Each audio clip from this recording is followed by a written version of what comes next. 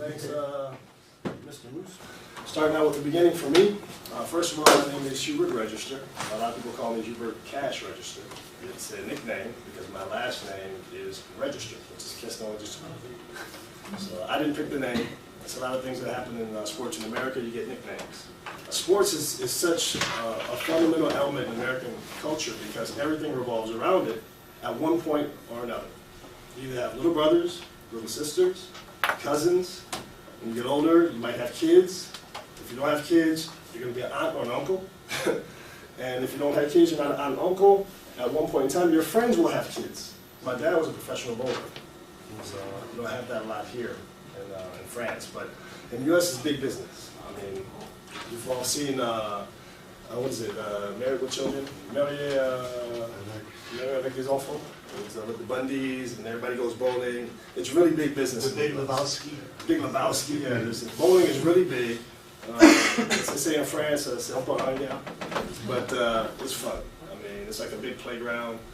2 years old, I started pushing the ball down the lane, and actually it was really good.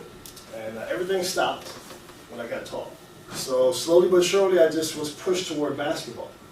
And I started actually at 13, which is really late. And in the span of 3 years, I went from being horrible, I couldn't even dribble the ball without kicking it off the court. That was really bad. That was really bad. To being one of the top players in the state. So I had to make a decision really quickly, because I was passionate about music. I was a musician before I was an athlete. I played saxophone, trombone, piano. So I was a geeky nerd, and I became a very good athlete.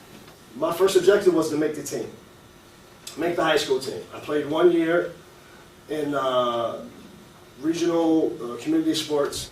That state final, we made it to the finals. My junior year in high school, which means I was 16 going on 17. And we got beat by 46 in the finals. We were crushed.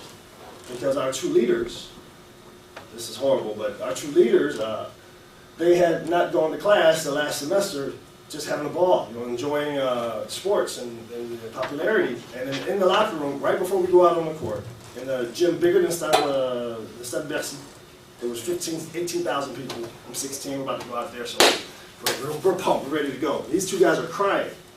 I'm like, what's going on?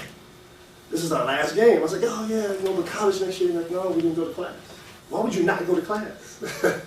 But they had their own reality. So all those players on my team, I was the only one to get college scholarship.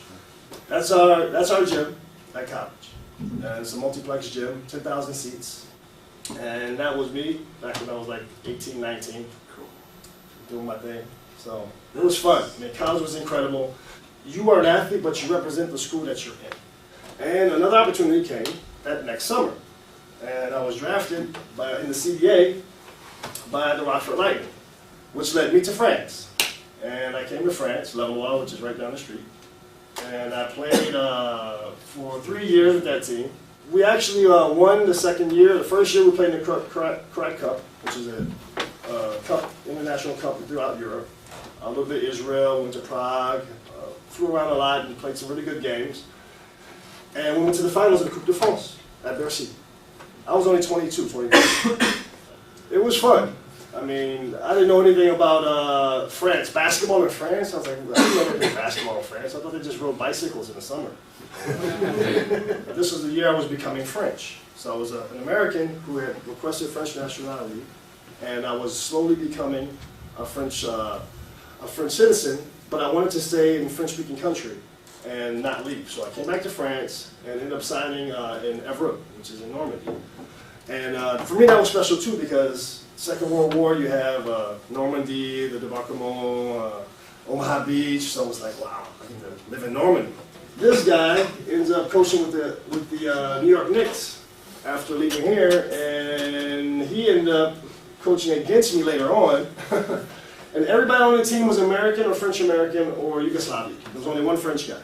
Nobody thought I was going to play in France again when I came back to Paris to play with Nanterre. The question is, why are you playing in this level? It was third division. I'd always played first division, second division, but I didn't care. I had a plan. My plan was to stay as close to Paris as possible. But it came with some sacrifice because I had a lot of injuries. I had a complete tear in my quadricep tendon. Like if somebody cut me with a scalpel in the middle of the game. I jumped and just, my kneecap went like this. And so I knew the season was over, but we had a really good rhythm going, and the team bounced back really quickly because we had established leadership and roles within the team that allowed people to move into positions quickly. And then I finished up at track. People said, track? What is out there in track? That was an amazing experience.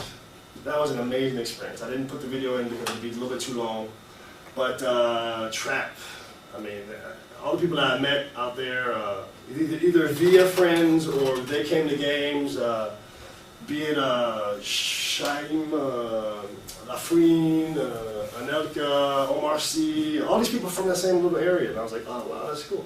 You know, I happen to play basketball here. But that's again, you don't know what's going to happen. Sometimes you don't know. So if you have an opportunity, the best thing to do is to prepare for the opportunity by getting the maximum amount of information from the old guys. The old guys. And to finish up, I'm really committed now to doing a maximum for sports at all levels, for able, disabled, for men, women, for boys, girls, I don't care. Just to give them an opportunity to participate and have fun, you know, living whatever sports experience that they would like to live. And recently, the last thing that I've been involved with was commentating for college basketball. He played in college. We'll finish up. Bonsoir Alexandre. Tout va bien. À votre droite, il y a Hubert Register. I'm actually working with RTC for the commercial section of it, which is called Norfolk Productions. And my responsibilities are Belgium, Netherlands, and the US market for sustainable development, which is recycling of precious metals and trading of precious metals. And that goes back to my engineering and industrial technology degree, because that was manufacturing processes. So now I'm at the end of the value chain, recycling. So that's what I'm doing now, and all of this was possible thanks to sports. So if there's any questions. Oh, a little round of applause.